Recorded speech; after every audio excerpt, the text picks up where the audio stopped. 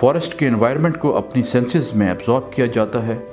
जूं जूं हम नेचर से दूर होते गए, हम इमोशनल और स्पिरिचुअल वेलबीइंग से भी दूर होते गए।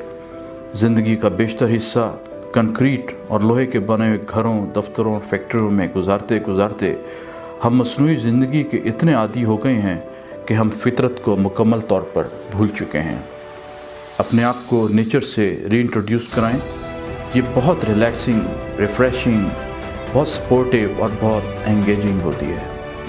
ये मेंटल हेल्थ के लिए नहायत ज़रूरी है। नेचुरल वर्ल्ड के साथ रिकनेक्ट होना नहायत ही अहम है। ये पार्ट ऑफ ह्यूमन नेचर है कि वो अपनी ज़िंदगी को इम्प्रूव करना चाहते हैं।